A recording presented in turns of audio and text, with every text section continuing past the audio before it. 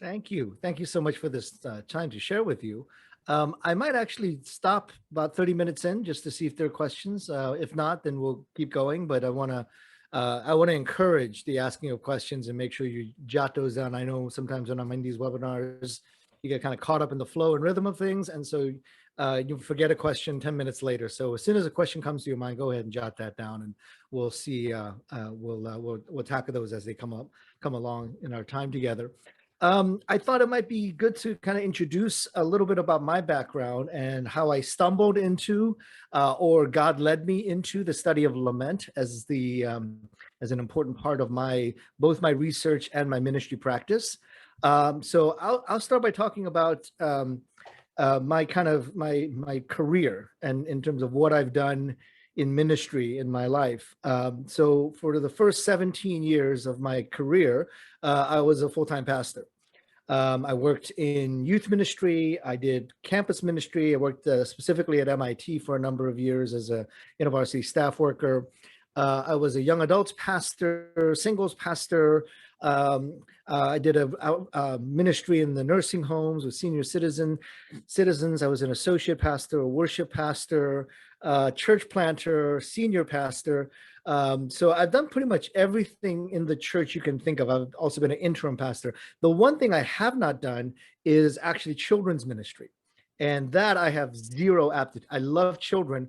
I mean, you want to see a man like trembling in fear uh, before God. It's actually if you put me in front of a group of children and tell me to give a children's sermon, then you will see someone trembling in fear for that. So many blessings to those of you on this call. I know some of you are children's pastors or do well with children's ministry. That's a real gift. I don't have that gift. I've done pretty much everything else in the context of the church. So that was like the first 17 of my years of my career of kind of doing a lot of different roles. And I really appreciated that opportunity to do the whole scope of ministry in the church. I kind of know how, like a long story in the church, a long involvement in the church. But for the last 15 years now, and I'm in transition now to Fuller, but I taught for 15 years at North Park Theological Seminary. I'm still in Chicago, on my way to California over the summer. But here at North Park, I've had the opportunity to kind of more immerse myself in the academic world.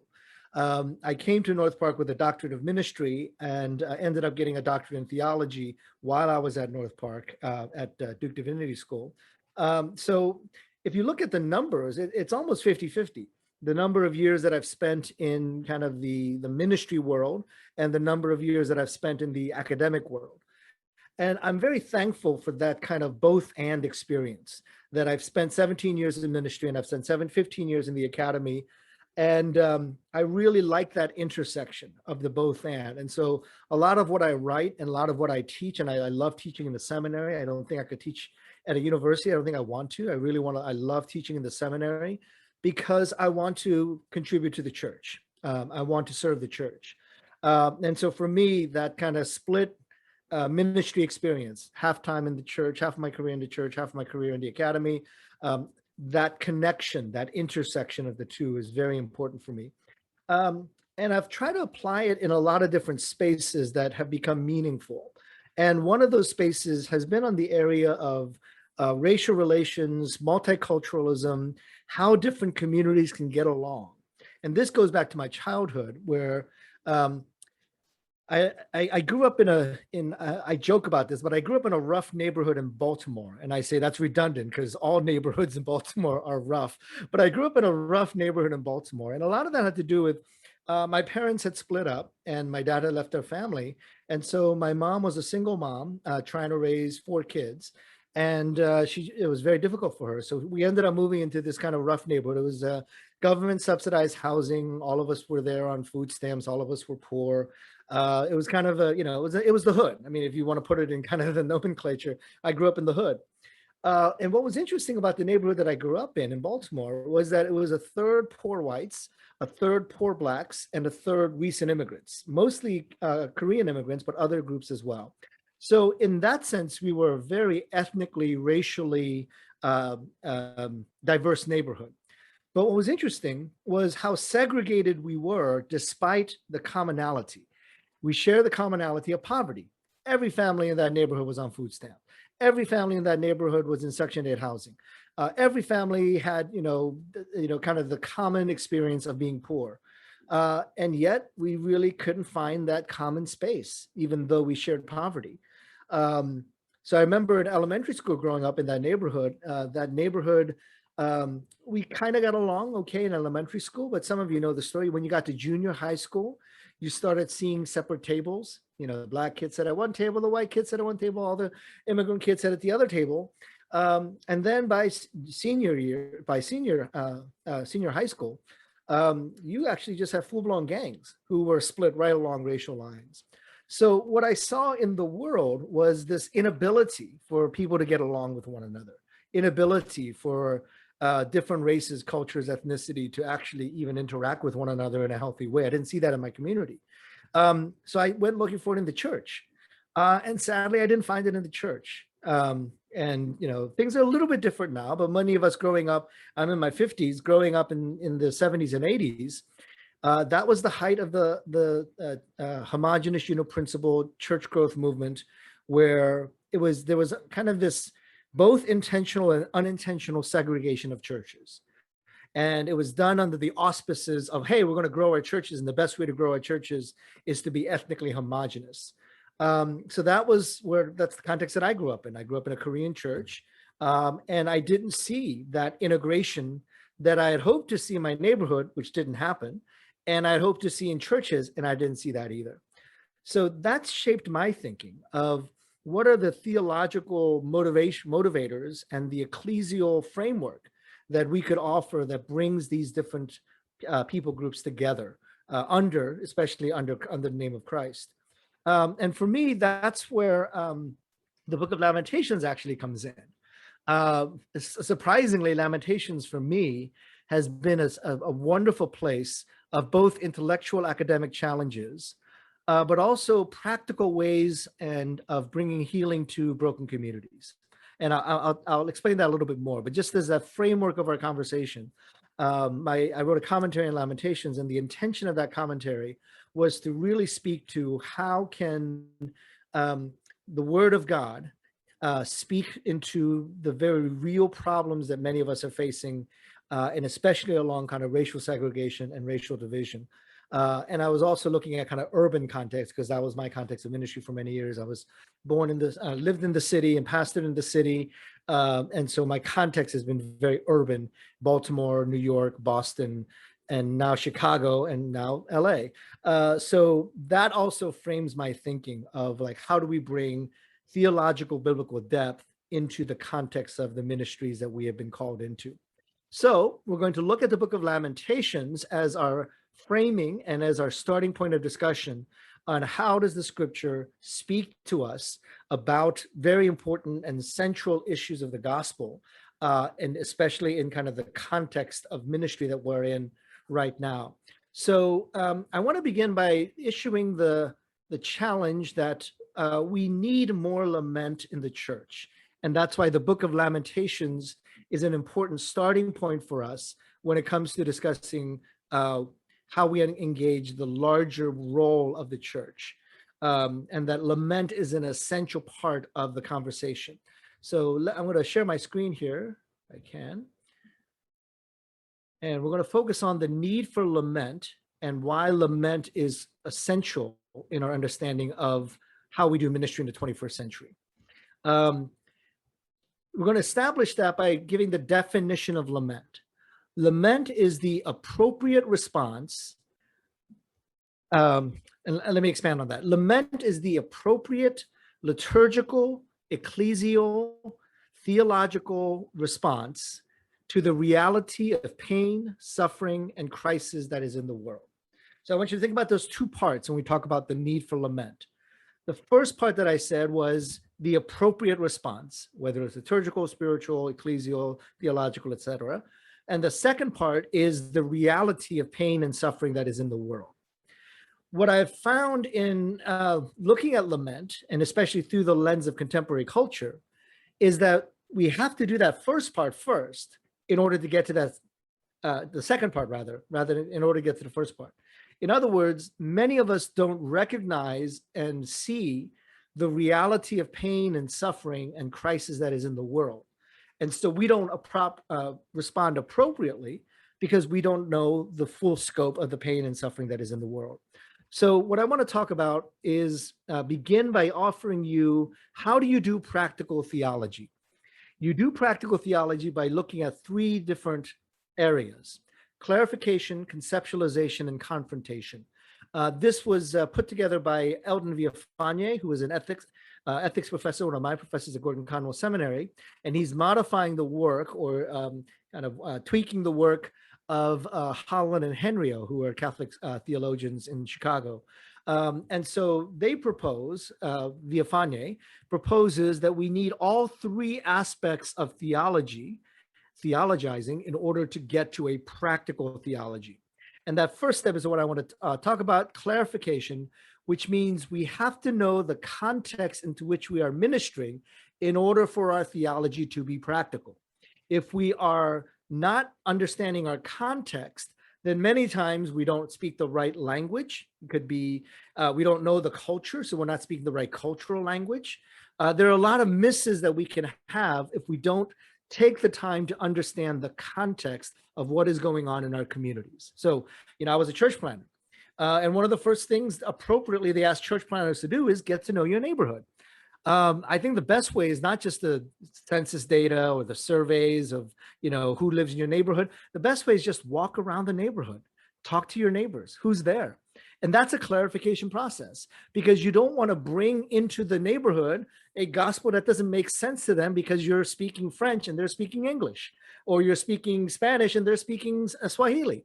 That's part of the clarification process. What is the language? What is the culture? What is the ethos of that neighborhood and community?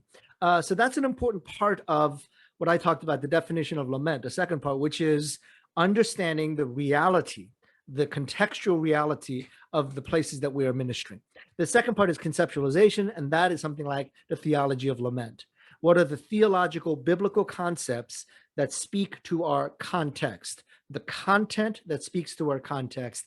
And in the final stage is, well, now what do we do about this? How do we confront, or how do we begin to practice? How do we begin to apply the things that we have been learning so that our theological and biblical concepts are speaking to the context, but in an appropriate and helpful way? So we're going to use the lens of lament to kind of walk through this practical theology.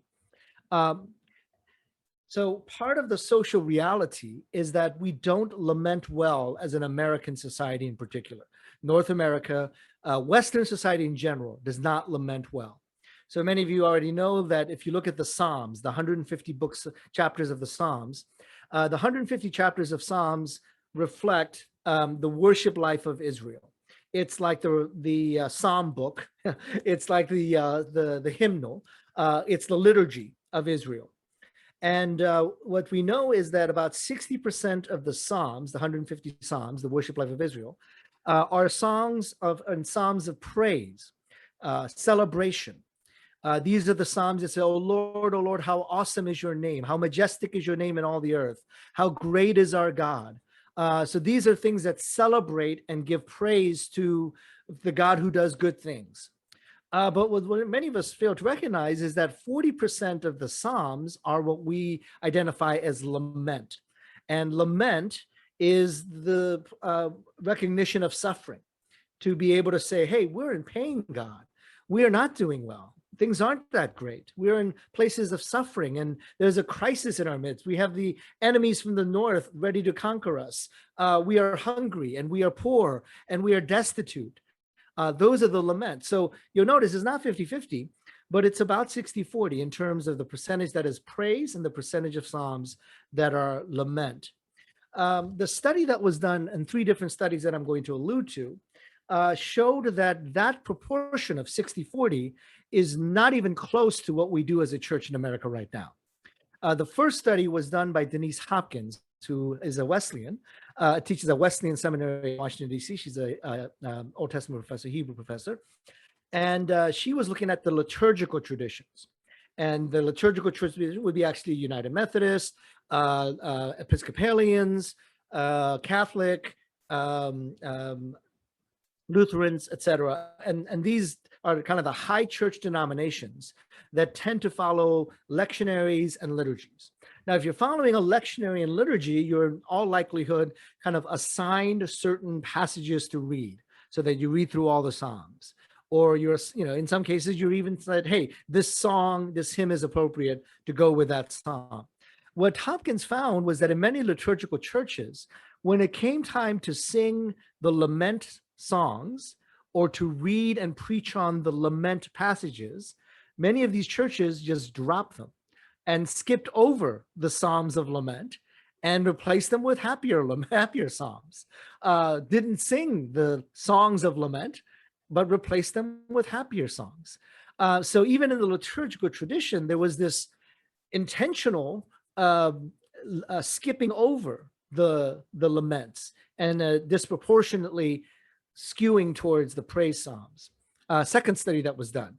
It was done with the Baptist and Presbyterian hymnals. So these would be more of the traditional worship, but using the hymnals as their worship guide.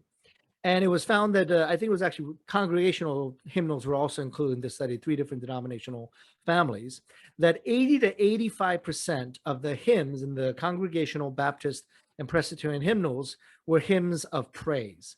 And only about 15-20% of the hymns were hymns of lament. Now, what I want to point out is that's actually what's in the hymnal. So 80% praise, 20% lament, that's what's in the hymnal. They actually didn't even track what they typically sang. So it could have been very similar to the liturgical tradition, where even though it's in the hymnal, it's just never sung.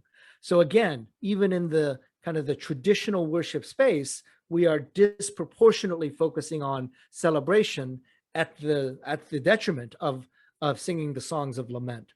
So I did a study on the contemporary worship life of the North American church.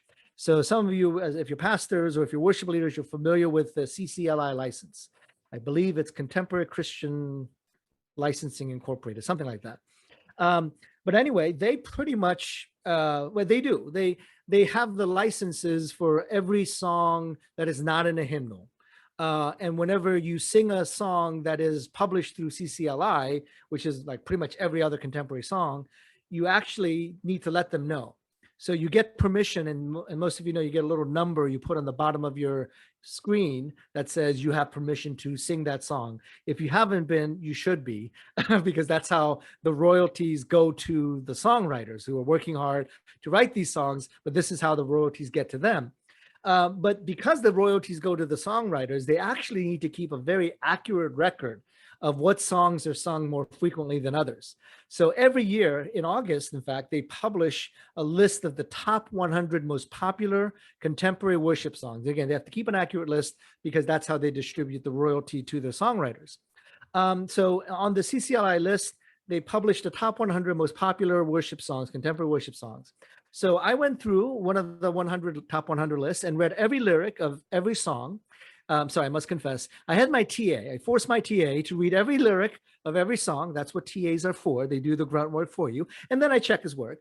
But he went through all the song lyrics and found that 90, maybe even 95% of our top 100 worship songs are songs of praise.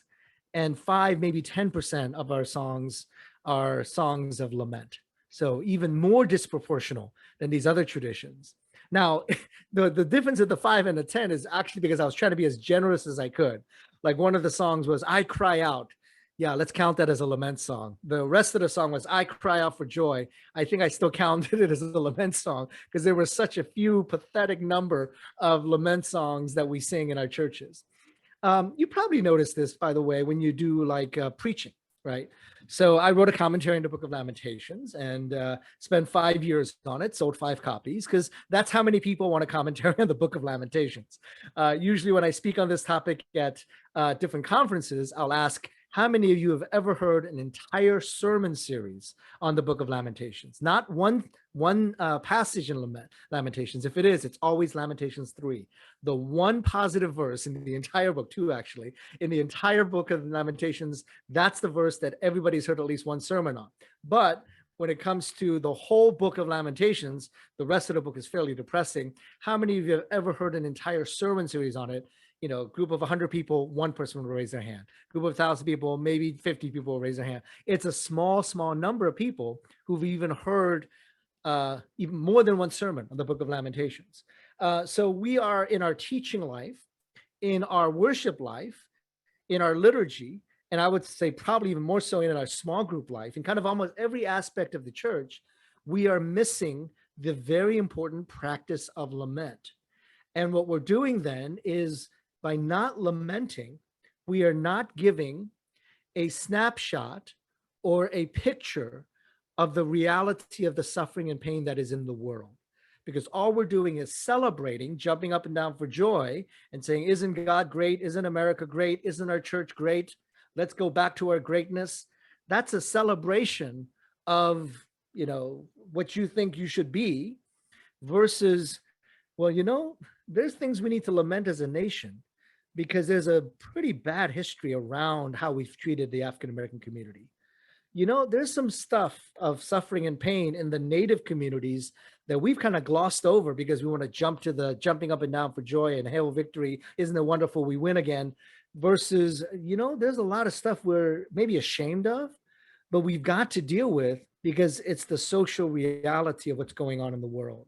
That we have to address things like the unjust incarceration of Japanese Americans who were U.S. citizens.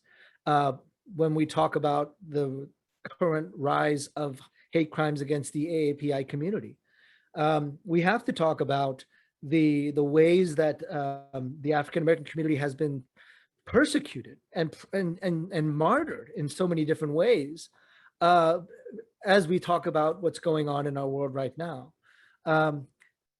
This shouldn't be optional, because in the Bible, lament was not optional. Lament was a requirement. It was what the Lord required of us, that we lament, because it's in the Bible. It's in the scriptures that we lament as a community. And when we don't lament, and I think Walter Brueggemann said that as well, when we lament, we lose our sense of justice, because we're not recognizing the reality of injustice. We don't speak about justice. And so when we are 95% in celebration and only 5% in the lament, then we don't get a realistic snapshot of what is going on in the world around us. And what we end up doing is shortchanging the gospel, because we are not engaging the full testimony of the scriptures. We're picking and choosing the parts that make us feel good, the parts that make us feel great, the parts that make us feel like, hey, aren't we doing wonderful? Isn't everything awesome? Everything cool? That is an incomplete theology. And lament is the corrective. It is the balance to that imbalanced theology that many in North America and in Western Christianity has lived into over and over again. So actually, let me pause here for 5 minutes and see if there's any questions about the absence of lament and the need for lament. Maybe just kind of 1 or 2 questions on that, and then we'll resume with our study in the book of Lamentations itself.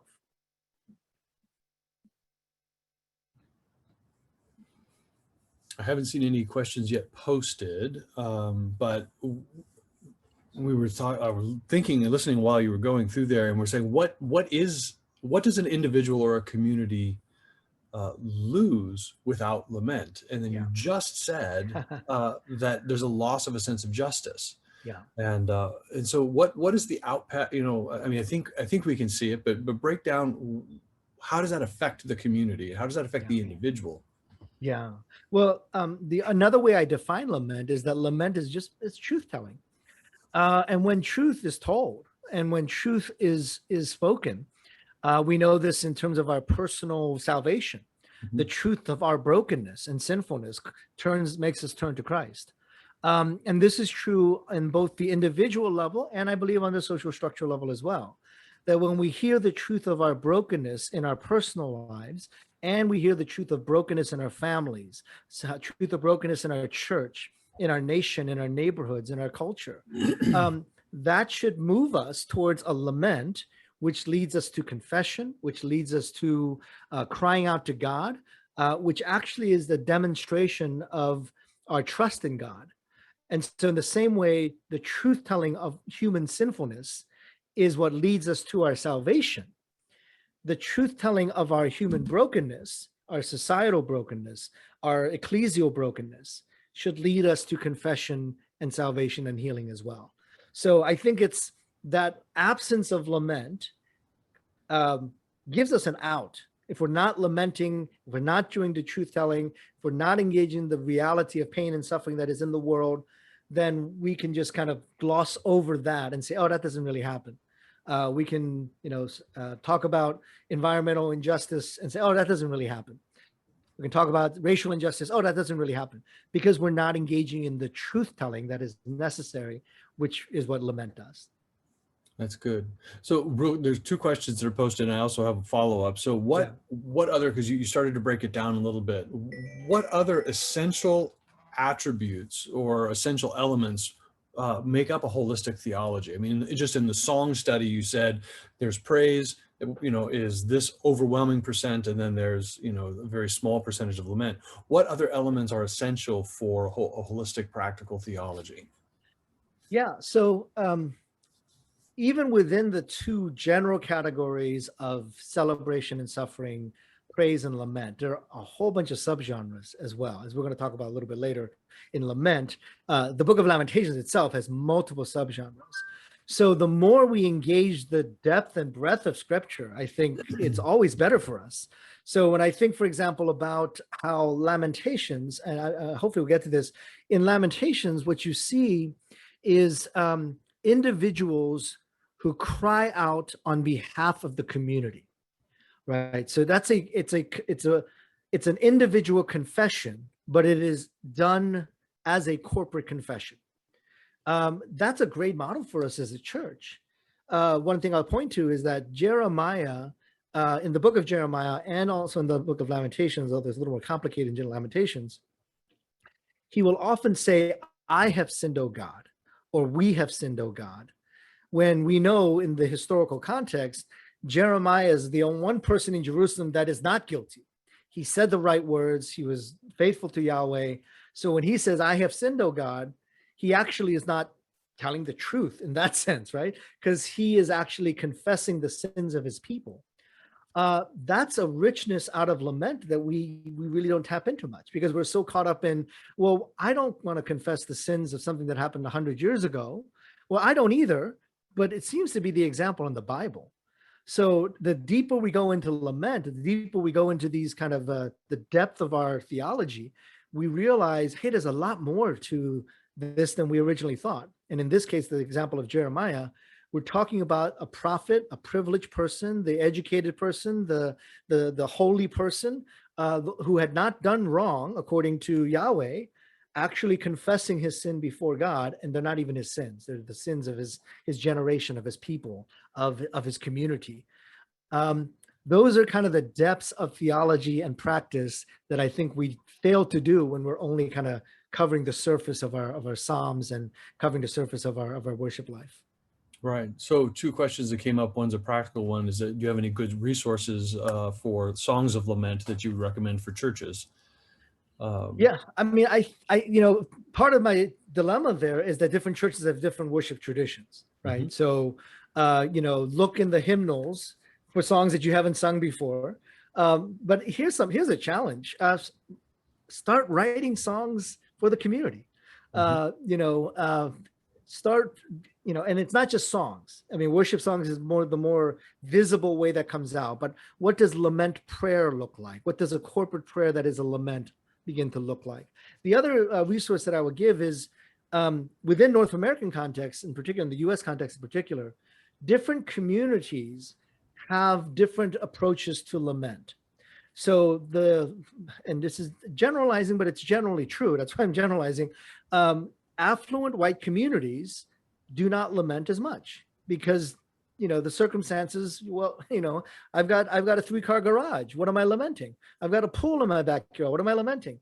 And so affluent communities oftentimes will struggle with lament.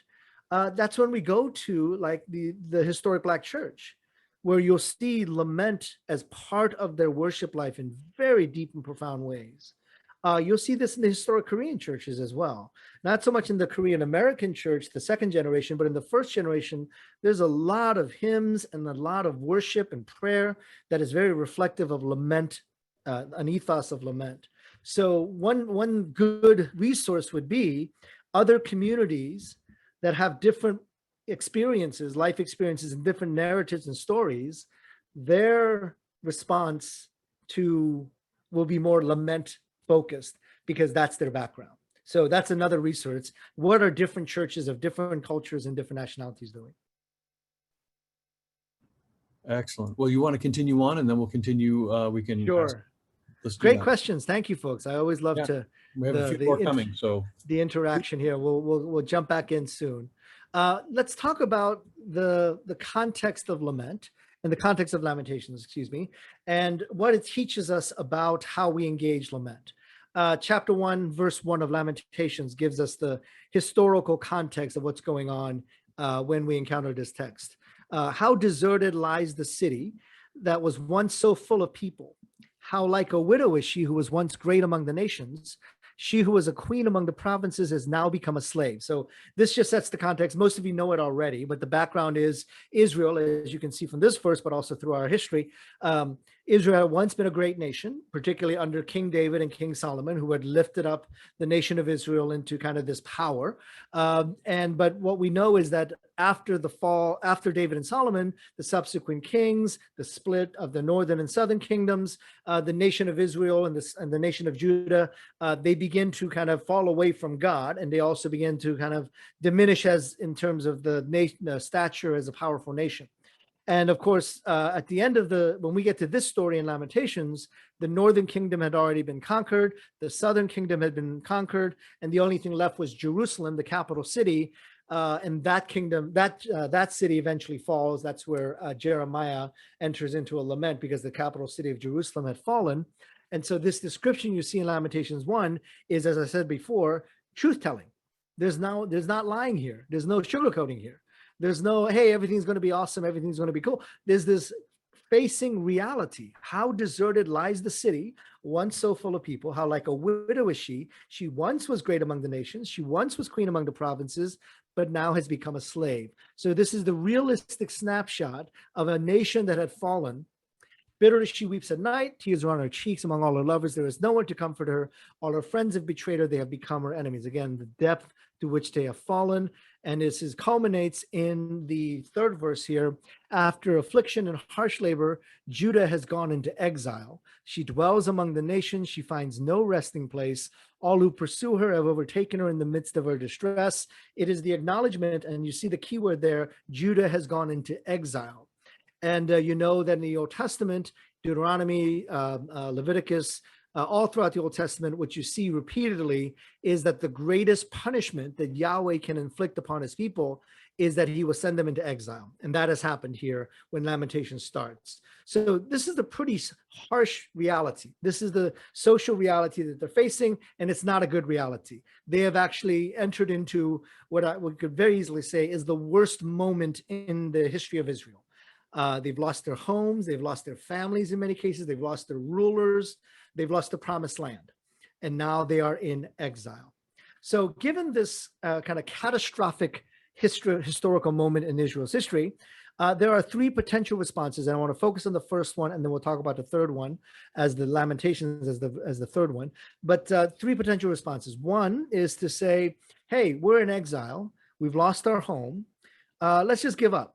Let's run away and hide and just, why deal with this anymore? But we'll bury our heads in the sand and we just won't deal with it. We'll just give up and we won't be God's people anymore. That's one possible response. The second possible response is to give in, to say, hey, the Babylonians beat us, so let's just become like the Babylonians. Let's do what they do, live as they live. Let's do the things that they would do. Let's adapt the ways of those that have defeated us. Let's become like the Babylonians and give in. And the third, which we're going to move towards, is the appropriate response, which is we lament. We seek Yahweh's sovereignty in the midst of this pain and suffering and cry out to God for our help. But let's look at that first potential response, run away and hide and to give up. And that is addressed by the prophet Jeremiah, Yahweh through the prophet Jeremiah in Jeremiah 29, verse 4 and following. This is a very familiar passage to many of us. Jeremiah 29, 4 says, this is what the Lord Almighty, the God of Israel says, to all those I carried into exile from Jerusalem to Babylon. So they are here, they are in Babylon in exile, and this is Jeremiah writing to them, Yahweh speaking through Jeremiah. Build houses, settle down, plant gardens, eat what they produce, marry, have sons and daughters, so that they may have sons and daughters. Increase in number there, do not decrease. In other words, live your life. Do the things that you are called to do as God's people. And then the kicker that this would have surprised the people of God in exile: seek the peace and prosperity of the city to which I have carried you into exile. Pray to the Lord for it, because if it prospers, you too will prosper. Now, I've highlighted the word seek the peace here because that phrase, of course, comes up a lot in the Bible.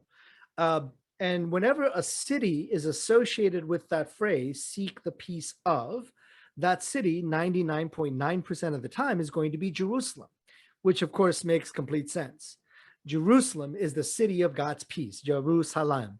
It's the city of God's peace. It's David's city, the capital of the promised land. Everything good happens in Jerusalem. So of course we seek the peace of Jerusalem. And on a very, very, very, very rare occasion, you have another city. And this is one of those very, very rare occasions where you are to seek the peace, not of Jerusalem, but of all places, the city into which I have carried you, which is exile. And this, of course, would have freaked out the people of God in exile, because seeking the peace of Jerusalem makes complete sense. It's exactly what we should be doing. It's, after all, God's city, David's city, the capital of the promised land. But to seek the peace of Babylon, that makes no sense. Babylon, as you know, in our scriptures, repeatedly is portrayed as the symbol, the exact opposite, the antithesis of Jerusalem. Jerusalem versus Babylon. Jerusalem is the city of God's peace. Babylon is all that is wrong with the world. It's the center of all evil. Babylon is Washington, D.C., Wall Street, Hollywood, and Las Vegas, all rolled into one.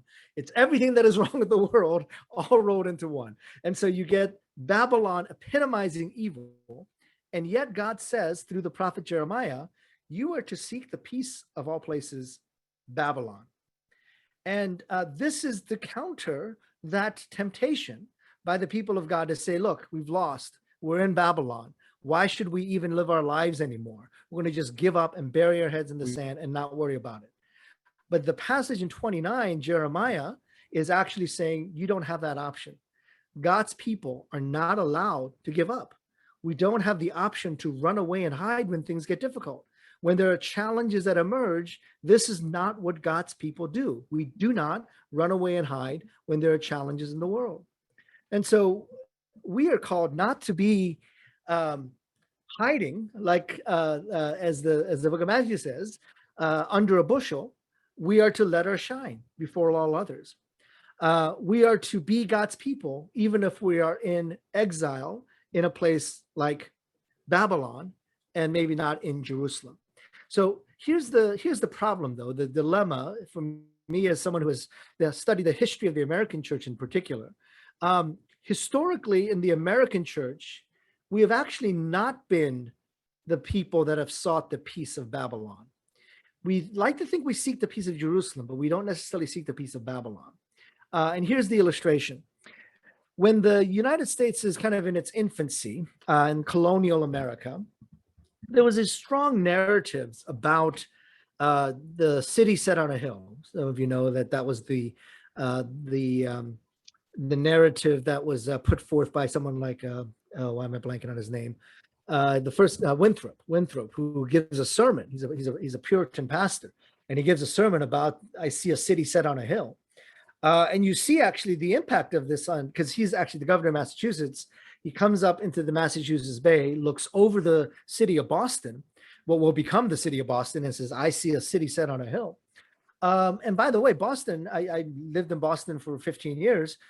We took that very seriously because one of the most prominent neighborhoods in Boston is called Beacon Hill.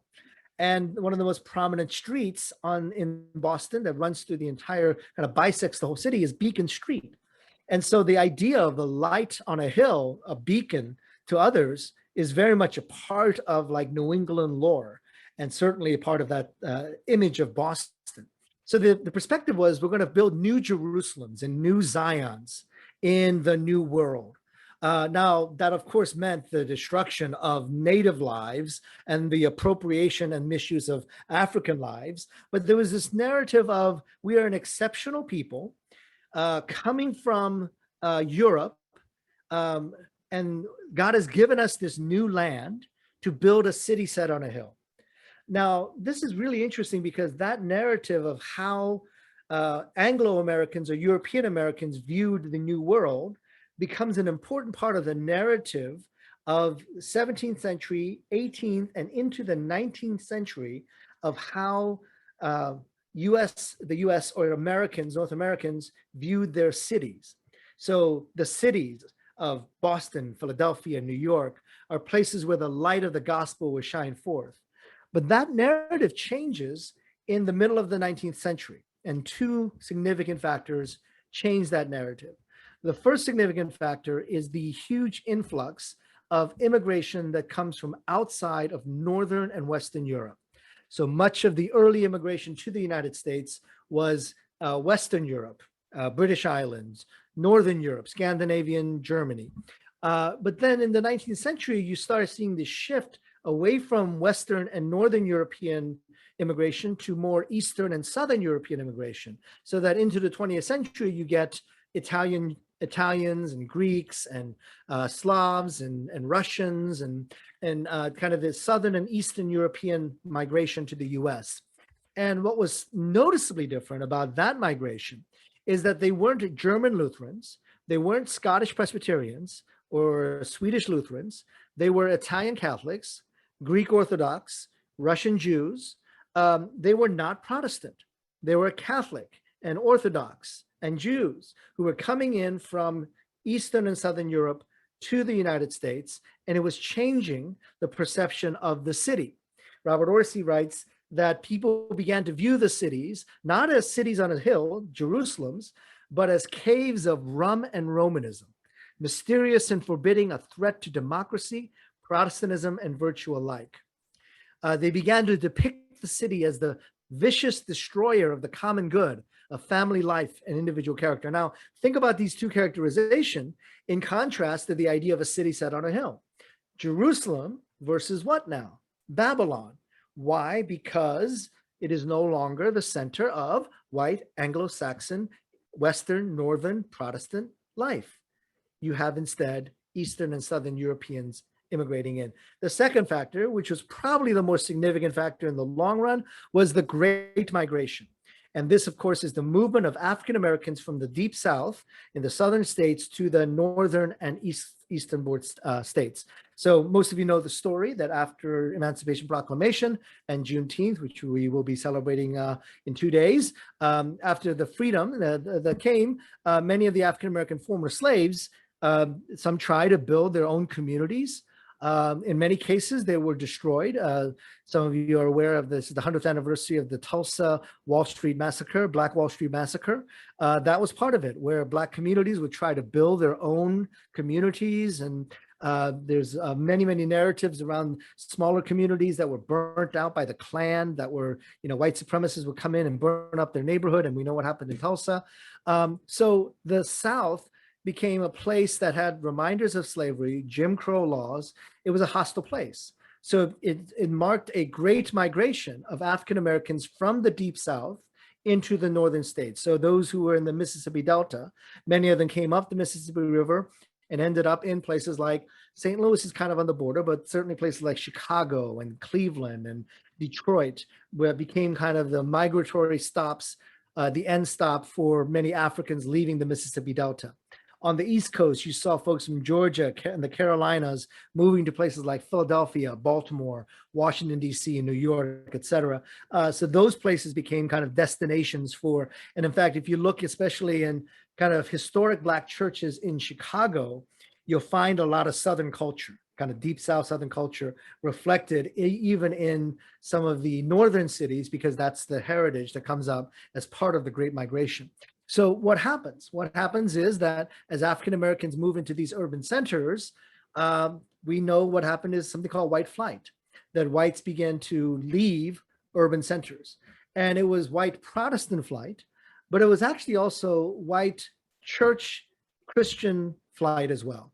Because what you saw at the height of these migration, particularly the migration of African Americans into urban centers, was this rapid turnover of neighborhoods that were all white becoming all black, but also the churches being emptied out and moving out to the suburbs as well.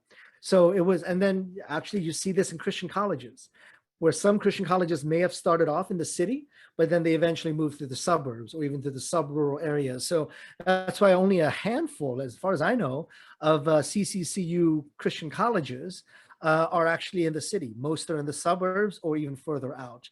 That's part of this whole white flight, where they leave the urban centers and move to the suburbs. So this is, again, is a part of that, the opposite of what Jeremiah 29 is calling us to. It is instead a movement away from the city and a movement towards the New Jerusalems, which are now the suburbs. And one of the ways this is characterized is the way that new buildings were being built in the United States during that time period. So arguably the height of white flight is after World War II. The main reason being the GI Bill gives opportunities, the whole change in mortgage laws gives opportunities, especially for white families, to leave the city and move to the suburbs. And so you see this shift in 1945 to 1960, this massive white flight out of urban neighborhoods that are becoming more and more African-American, more and more people of color, the movement of whites out of the city.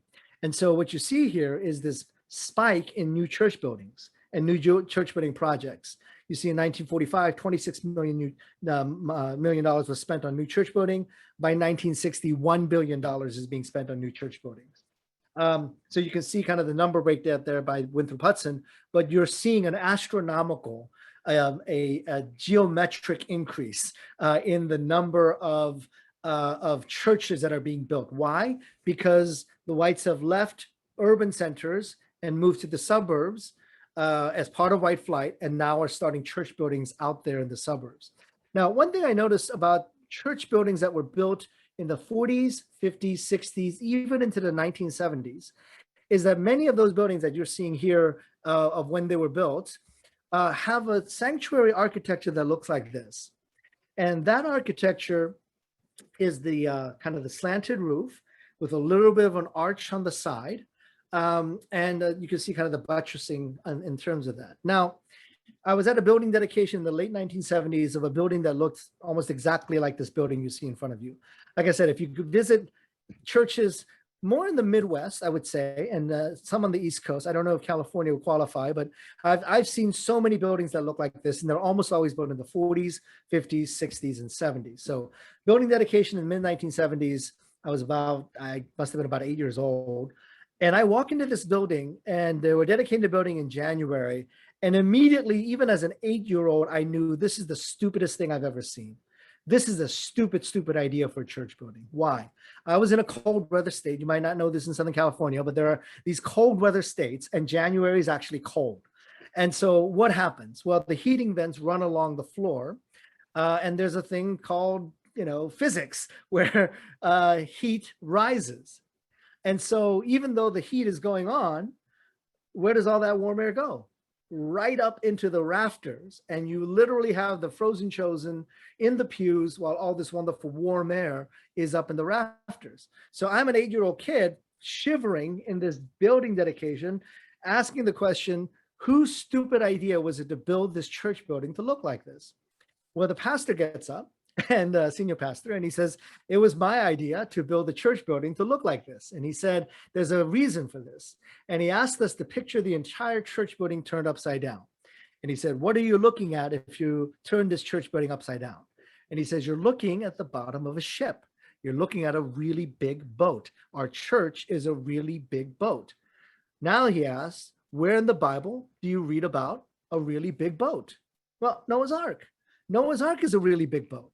Now, think with me, if the dominant form of church architecture in the 40s, 50s, 60s, and 70s is an intentional reflection of Noah's Ark, again, it's not architectural reasons. There's no reason to build a building like this for architectural reasons. If you're doing this to look like Noah's Ark, what is your message to the world? Your message to the world is, we don't care what happens to you. We're safe in Noah's Ark. You can get destroyed by the judgment of God and the flood waters come and wipe out the whole world. We don't care as long as we're safe in Noah's Ark. And in fact, we love Noah's Ark so much, we're going to build a Christian version of the world that is out there in here so that we don't have to interact with the people out there. So the world has secular literature, we'll have Christian literature. The world has secular schools, we'll have Christian schools. The world has secular art, we'll have Christian art. And the world has secular music, we'll have really not very good Christian music. So whatever's out there in the world, we're going to build a Christianized version. Secular t-shirts, Christian t-shirts, secular coloring pages, Christian coloring pages. Now, what that created was some sense, a hostility to the world and a disconnect by the church with the rest of the world. So what we have seen then, again, for me as a professor of evangelism, is that our evangelism is lousy when we live on an ark. How do you do evangelism from an ark? Very badly. Here's how we do evangelism from an ark. We throw out a lifesaver, one preserver, to our friend or a person that we know. Uncle Joe. Uncle Joe is floating by. Hey, let's get Uncle Joe on the ark. You throw out one life preserver, you bring him on board, and Uncle Joe is going to do great. He's going to fit in just fine on the ark. Why? Because Uncle Joe is like us. He looks like us. He sings like us. He claps 1, 3, not 2, 4. He does all the things that's going to make him fit on this ark with us. He loves to tape out the songs, to tape out music. He's one of us. Culturally, he fits. But then a neighbor floats by, and he's different. He's a different race, different ethnicity, different nationality, different culture, different language. And he borrowed your mower a week ago and never brought it back. So he's different. And maybe you don't throw out that one life preserver that you have to bring your neighbor on board. And you say, I bet there's a ark down the way that's more for his kind of people. And that sadly is the way we've done church for a long, long time in the United States. We'll bring our kind of people onto the ark because we want to be safe and comfortable on our ark. And then if there's someone different race, different ethnicity, different class, different socioeconomic, all of that, well, there's got to be an ark that suits more what their needs are, because if they come on board this ark, they're going to make trouble. It's not going to be fun. So that became a primary way of engaging the world, separatism. We don't want to have anything to do with the world out there. What was needed, though, was not a separatism, but what I'm going to argue for is what was needed and is still needed is a lament, a realistic snapshot of what is going on in the world, a realistic portrayal of the pain and suffering that is in the world, rather than let's hide out in Noah's Ark. We can celebrate easily in Noah's Ark, but if we're in the world, we're going to see pain and suffering, and we're going to have to respond as God's people to that pain and suffering. Let me pause there and let's see if there are any questions about the historical context of the book of Lamentations before we get into some of the forms of lament that we find in the book of Lamentations and how that helps us understand lament in the 21st century. Let's pause there. One of the things you were just talking about refers back or reminded me of something you said as you got started. And can you talk a little bit about the role of commonality in community? Unpack that a little bit, as where you ended here is how each community then has to have a unique truth-telling experience through lament, but that's going to vary from perspective to perspective from different communities. So what's that role of commonality and community? Yeah, and this is really important. And the story that I'll tell on this is my experience writing this book over my shoulder. I hope you got the subliminal message. This is my most recent book. And I co-authored it with Mark Charles, who is a Navajo Native American pastor and minister. And one of the things that we talk about in this book is the necessity of telling truth, that even if it's unsettling and even if it disturbs us, we need to tell truth to one another. But that we need to develop a common memory and a common sense of experiences. So one, truth-telling creates that common memory. So if one group has a memory in one way and another group has a different memory, there is no unity there. So that's why truth-telling and honesty in history is so critical. One of the things I've had the real privilege of doing is speaking to third-generation Japanese American church. So they're born in the U.S., but their grandparents were either born in Japan or born in the U.S., but their grandparents were actually incarcerated during the Japanese internment during World War II. But the third generation didn't have that experience, obviously, and neither their parents, but their grandparents did. So I was kind of speaking to that group, and I actually mentioned the Japanese internment and its impact, social psychological impact on the Japanese community. And I had all these 20, 30-year-olds coming up to me afterwards. So these are the grandchildren of internment survivors. And they're saying, I finally understand grandma. I finally understand my mom. So what do you mean? They never talk about the internment. And I think like they're hiding something from me. I feel like there's something that is not, that we don't share, we can't share. And I finally understand grandma and why she won't talk about certain things and why she will, because you put that piece of the internment. Now, it took an outsider, Korean American of all things, to come in and talk about that, to say, let's have that common memory. So that disconnect between the third generation and the first generation, the generation that endured the internment and the third generation that's a couple of generations removed, they didn't have that common memory or that common experience. What Lament does is it calls us to a common memory and common experience. And so that's why I really think the church should lead on the truth telling in history. And we can't sugarcoat or whitewash history like the way I think society is starting to. We have to tell the truth about the Native American communities and the way they have been mistreated by American society. We have to tell the truth about the African American communities, the historical oppression. We can't be the church can't be the people that says, oh, if you haven't said the N-word and if you haven't thought a negative thought about a Black person, you're okay. Don't worry about it. No, we have to tell the truth about the profound depth of human brokenness when it comes to the way that our nation has treated Black lives, the way that our nation has treated Native lives. Those are truths we must tell because we need that common memory. We need that common space of repentance, forgiveness. And unless we have that common experience of lamenting together, unity is very hard to come by. In fact, we're seeing that in the church where the superficial unity is starting to fragment very significantly. I mean, I'm a former Southern Baptist. I'm in the Evangelical Covenant Church now, but if you're following some of the stuff that's on the news about the Southern, this stuff is on NPR. This stuff is on national news about the fracturing of the Southern Baptists because they refuse to acknowledge a common memory. Now the common memory is bad, the Southern Baptist split because of slave ownership, but it's a true common memory, and so they've got to talk about that. And hopefully, with the recent development, they are willing to talk about it. Is the question the president they elected is someone who is concerned about racial reconciliation issues, but the buzz that I heard from not just Black friends who are in the denomination, but within the denomination was that if they don't want to talk about this, the Black pastors are leaving. We're out. If you're refusing to have some of these conversations. So that's the truth telling that is necessary, and that's the rebuilding of common memory, even if for one side or another side, that common memory is painful or common memory is judging. That's part of the process of lament. We've got to deal with that truth.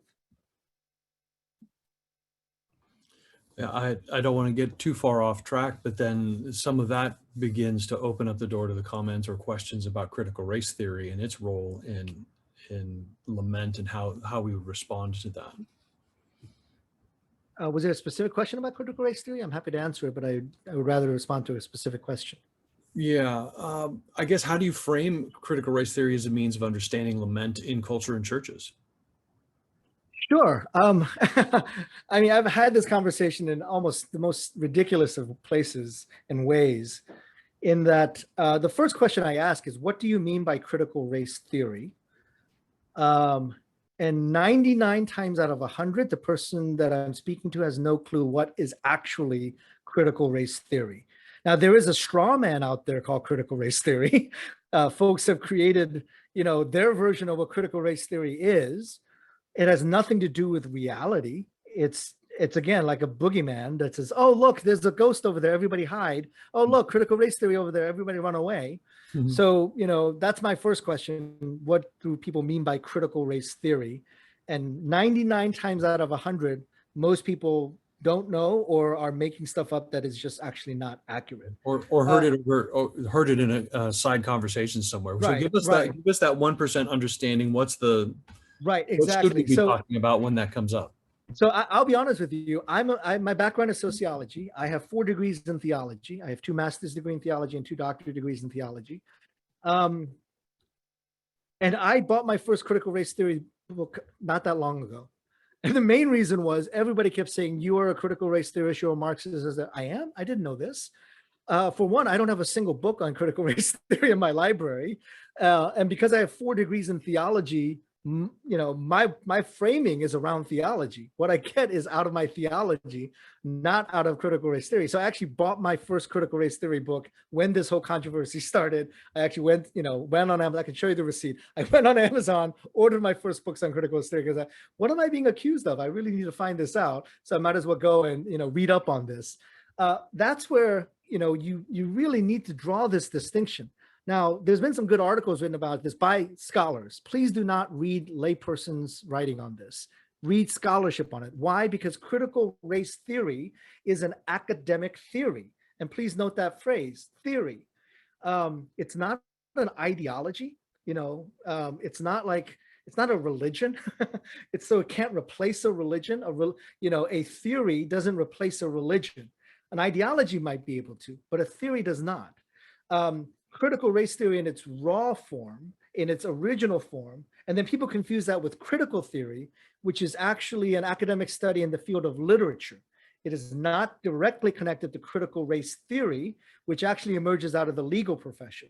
So it was actually in the law schools that people began to talk about, especially around the civil rights movement. How do we deal with civil rights and the fact that we still see inequality in our system? So how do we understand race relations, again, start in the legal field, when we don't see equal treatment under the law, and that we don't see this kind of equality that we were promised in the civil rights movement? We don't see it. So we're going to engage in this theory and understanding in the legal profession. Now, it does spread, but its origin is not in critical theory, which again is more of a literary genre of academics. Critical race theory comes out of a legal studies. Again, it spreads. So what did emerge out of that was not critical race theory, but critical race studies. In the same way there are ethnic studies, in the same way that there are biblical studies. And it is just that. A study is a study. It is a academic discipline that studies and uses all the tools that you can to actually confront, the issues that you're grappling with. So my question is, usually when you talk about critical race theory, again, what are you talking about? Are you nervous about the word critical? Because people say, oh, critical theory. But, again, mostly people don't know this, but the central method of exegesis for evangelicals, conservative biblical evangelicals, is something called the historical critical method. There's nothing evil inherent about the word critical. Your pastor uses the historical critical method. You should be thinking critically. It just means you're thinking sharply. So the problem is not the word critical. Again, then the problem is not the word theory, because theory is that. It's a theory. It's not a ideology. It's not a religion. It's a theory. So the problem is the word race. People don't want to talk about race. So if you're combating critical race theory, I'm going to ask you, is it the critical part? Probably not, because the way critical is defined is not, you can use it in a lot of different ways. Is it a third part? No, because it's the race part that's problematic. And at that point, we've got to say, okay, then we need to talk about race. Forget about critical race theory. Let's just talk about race. And as I said before, my first critical race theory book was purchased, I don't know, about 6 months ago when all this controversy started. And I was telling you that African-American pastors that I've spoken to and African-American academics are in some ways a little bit ticked because, and I don't blame them, because their understanding of race comes out of centuries of history.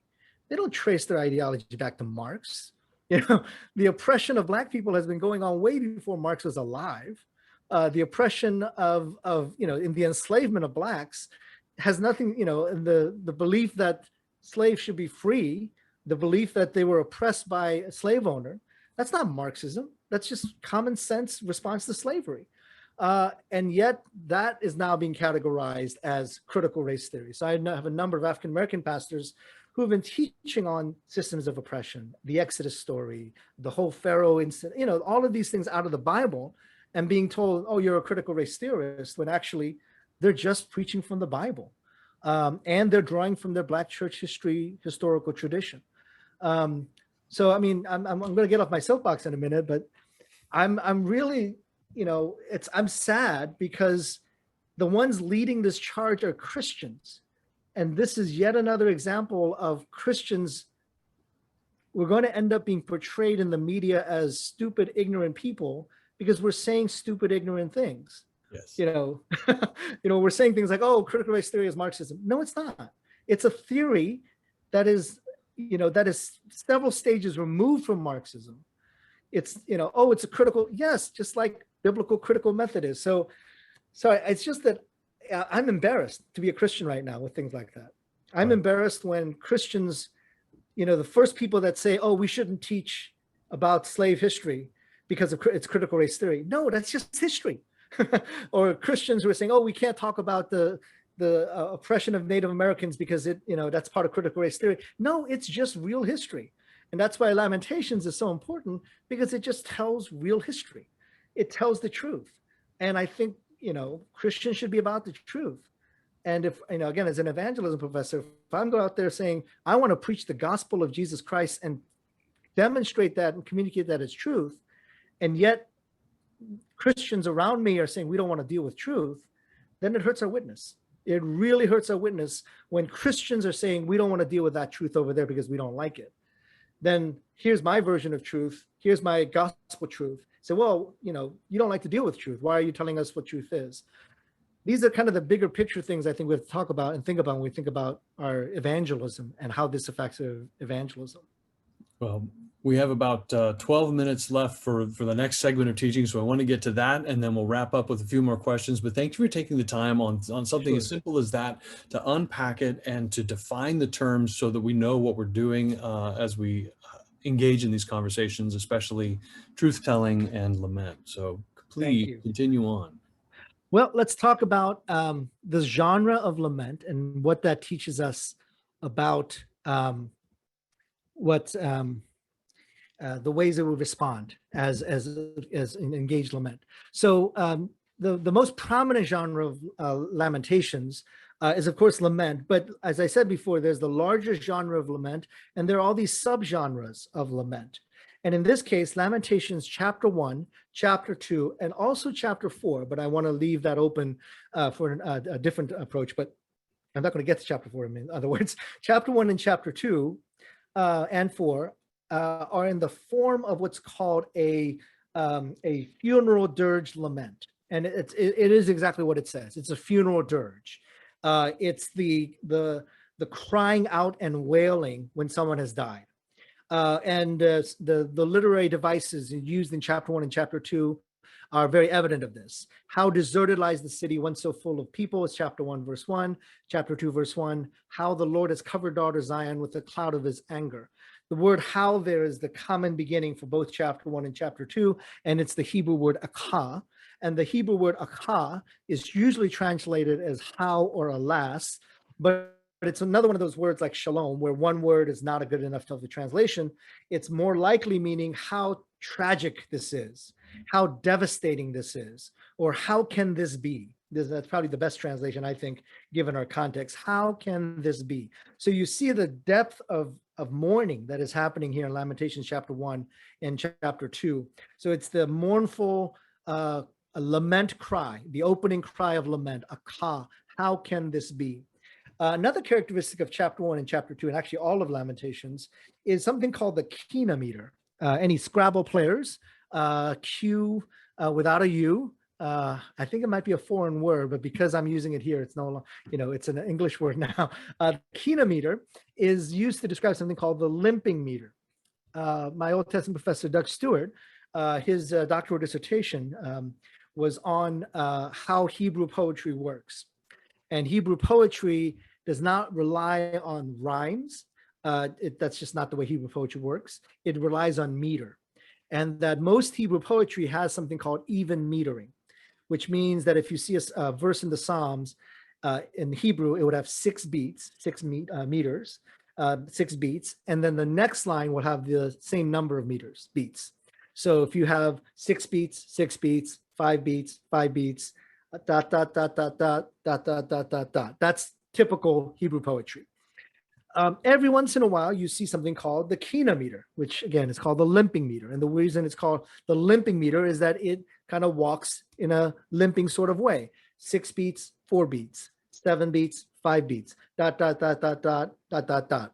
So what that does is it creates this unevenness in metering, and it creates the sensation of limping, again, hence the name. And the kina meter is very simply used to show, oftentimes used in laments, to show that things are not the way they're supposed to be. So even metering is, this is what God says, this is what God says. Oh Lord, how majestic is your name in all the earth. Our God, how majestic is your name in the whole earth.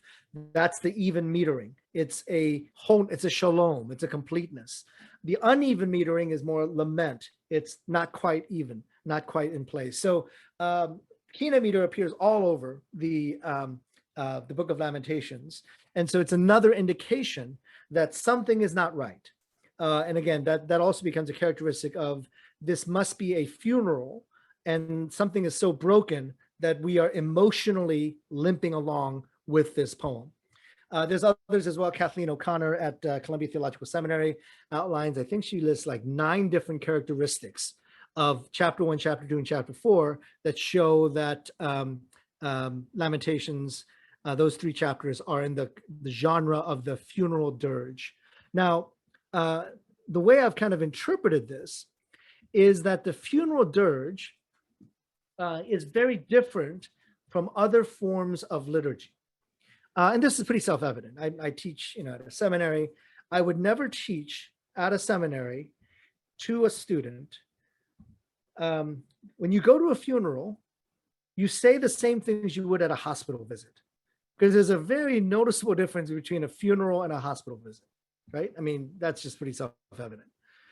When you're at a funeral, there's a dead body.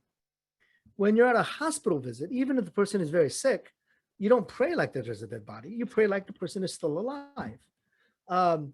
You join hands and you sing hymns and you anoint the person with oil, and you pray together, and you pray that the person might come out of that hospital, because a chaplain at a hospital visit and a pastor at a hospital bed and a pastor at a funeral service take on 2 different roles. And so what I think is happening here in the book of Lamentations is it goes back to that truth telling again. We're not talking about a hospital visit, we're talking about a funeral. And you can't speak at a funeral the way you would speak at a hospital visit. And so when it comes to lament, there's a lament that happens at a hospital, but there's a different type of lament that happens at the funeral. And I think, for example, things like injustice, and I would argue things like racial injustice, those are funerals, not necessarily hospital visits. Because in a funeral, there's a dead body in that room, and you got to deal with the dead body. And sadly, in the history of America, the dead bodies that are there are dead bodies unjustly, are bodies of Black, brown, Native bodies. The Native bodies that were wiped out by American settlers, the Black bodies that were killed on the slave transport, and the Black bodies that were killed on the plantation, or were lynched, or even in more recent years, killed on the streets by police officers in some cases. The dead bodies we have to acknowledge in terms of an injustice.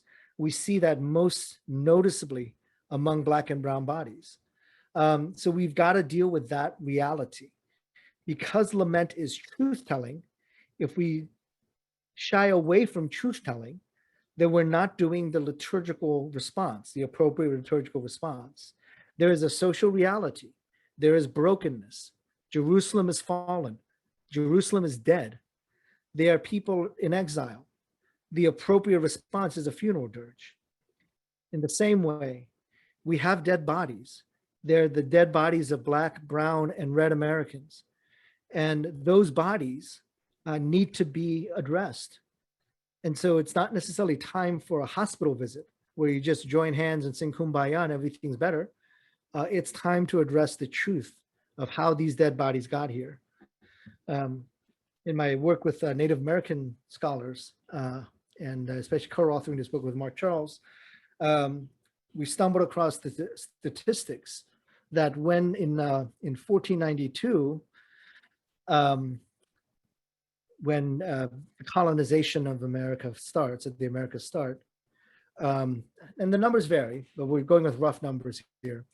I'm going with a lower number than the projection actually. In the continental US, there were probably, not including Canada and Latin America, there were probably about 4 million, anywhere from 2 to 6 is the numbers that are often used. Let's cut that in the middle and say there are 4 million Native Americans in the continental US, what is now the 48 states. And so that's at the turn of the century, in the 16th century, 15th century, yeah. 400 years later, in 1900, that number had gone down to about 250,000. So we're talking about essentially a genocide that we have just not, it is not essentially, it is a genocide. When 80 to 85% of the population has been wiped out, that's a genocide. So those numbers is truth, and we should respond to that truth. Not as if nothing has been done to Native communities, but as if these bodies are here right in front of us.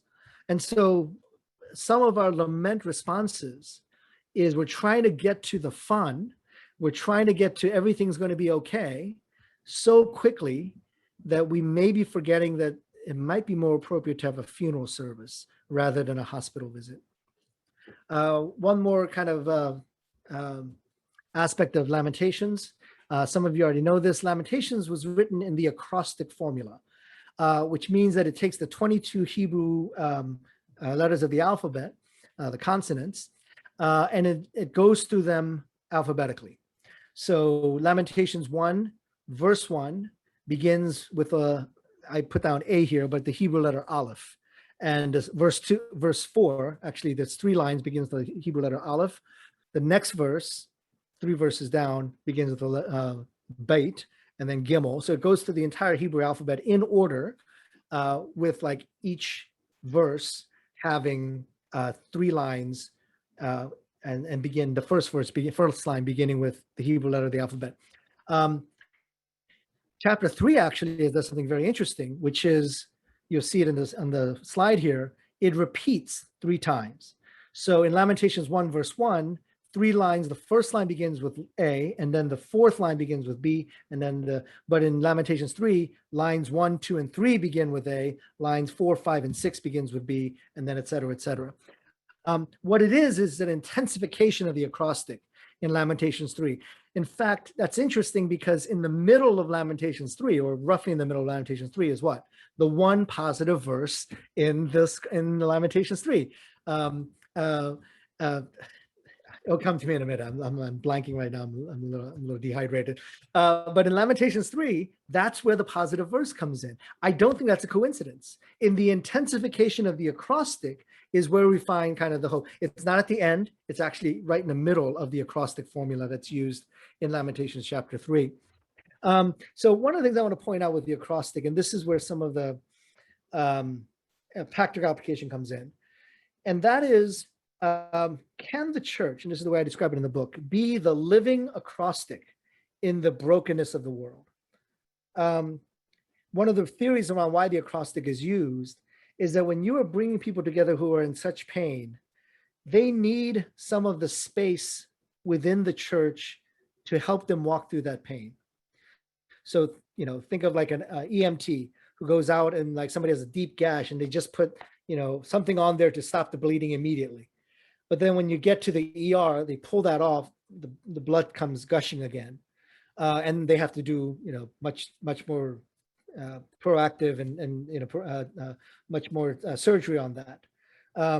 So most people are walking around with deep gushing wounds, but it's like a Band-Aid covering it. When they come to the church, the pastors, the worship leaders, the elders, the deacons are those who could actually maybe pull that bandage off, but are also there to heal. It's the boundaries. It's the acrostic. It creates a space where pain can be expressed, but it is also a place where pain can be healed. To me, that's where the church needs to be. A place where pain can be expressed, but a safe place where pain can be healed. That's what real profound practice of lament can and should look like. Let's maybe have a final couple of questions. Yeah, thank you for all of that. So in this last statement that you just made, how might you recommend to a lead pastor or a new pastor, young pastor coming in, how do they prepare themselves to be a leader and a shepherd in that kind of holding the tension of pain and embracing it and expressing it? How do we prepare ourselves? Yeah, and this is, I think you're asking the question about formation, right? I mean, to me, that's one of the most critical parts of theological education. I often joke that I have never had a single student that I've ever said, you need to know more. I don't think I've ever said that. You know, you've got 3 years of good education. I think you know enough and you know how to get more knowledge. I have thought on 1 or 2 occasions, I don't know if you have the heart for this. I don't know if you have the spiritual formation for this. I'm not going to say their names, but you know, these thoughts cross your mind. And that to me is really, and that's why I'm so passionate about pastoral formation. That, and that's why I wanted to share my story at the beginning. That part of my teaching in life is really coming out of my formation as a pastor and as an academic. Those are important parts. It's an important part of my identity, and that's what I minister out of. Part of my identity comes out of growing up in ethnically diverse communities that were not, you know, united and that were not together. And that's what I'm ministering out of, that sense of wanting to move in that direction with the gospel. So those are important parts of my formation. So, I mean, I feel like I'm giving you a kind of a touchy-feely answer for something, but you get the idea. It's who we're formed to be. That and you know, the story that I often use is that my son and I are huge movie buffs, and we love going to movies. Like, you know, twice a week we're at the theater. And one of the best things we notice about the movies is good acting. You've got to have good actors to have good movies. And those of you who may know that there's something called method acting. And method acting is when they get so into the character that they don't ever get out of character while they're shooting the movie. So Robert De Niro supposedly does this. Tilda Swinton does this. Daniel Day-Lewis is maybe the most famous method actor. The idea of being a method actor, though, is that you're so in character. So like if you run into De Niro at a Starbucks and you talk to him, if he's making a gangster movie, he might talk back to you like he's actually a gangster because he's so into the character. But while they're filming, if they have to ever improvise a line, it comes out of them naturally because that's who they are. They're so into the character that when it comes time to improvise, when it comes time to act instinctively, intuitively, it comes out of that intuition and instinct. That to me is ministry. We are so deeply embedded. We so deeply embody lament that it comes out of us. We don't have to fake it. We don't have to pretend we're somebody else. It's who we are. And that's where that formation piece is so critical. And that's why lament is all over the Bible. And that's why sometimes when we work in our churches to lead people into lament, people are going to say, well, we don't do this. That's the whole point. You've never done it. And you don't want to do it because you've never done it. And so pastors, how are we forming our congregations so that that formation, they're ready to have a life of lament, not just a day of lament or a moment of lament. Right. And that comes out of our formation as pastors and as teachers as well. How is my life informed by lament? How am I engaging in the pain of others? I worked for a number of years on the board of World Vision. And the main mantra of World Vision, as some of you know, is let my heart break by the things that break the heart of God. That's a very important formational idea, that my heart is so close to the heart of God that what I feel and what I say comes out of that heart of God. Mm-hmm. Whether it's words of justice, words of compassion, words of lament, words of celebration, it comes out of knowing God that deeply. And that's why I would say we've got to move towards that lament as formation, lament as discipleship, not lament as a one-off event. Yeah, that's great. So let me ask you the final question, because we're a little bit over time, but you just talked about leading out of our own personal and spiritual formation. We lead our people into this observance of lament and all the things that we've described and how it is. How do we discern to lead them out of lament? Are we discerning through ourselves, or what markers are we looking within the community? How do we know when it's done and it's been complete? Yeah, that's a tough one, because even in the Bible, not all laments end on a happy note or a completion note. In fact, the book of Lamentations, I didn't get to this, but Lamentations does not end on a happy note. I will give you the answer out of Lamentations rather than the whole canon. But what happens in Lamentations, I think, is really instructive. It has to do with authorship. Jeremiah is the author in that he wrote the words down, but oftentimes what you'll see in the book of Lamentations is the voices of women that he's writing down. So even though he writes the words down, it's probably the only literate person in all of Jerusalem at that point, because the rest were taken to exile. It doesn't sound like Jeremiah, because it sounds like, well, women speaking, widows and orphans speaking. In fact, that's what he's doing. He's writing down their words and he's speaking them on their behalf. But the culmination of Lamentations 5, chapter 5 is actually, it moves to a standard format of lament, and Jeremiah's voice, or the prophet narrator's voice, completely disappears from chapter 5.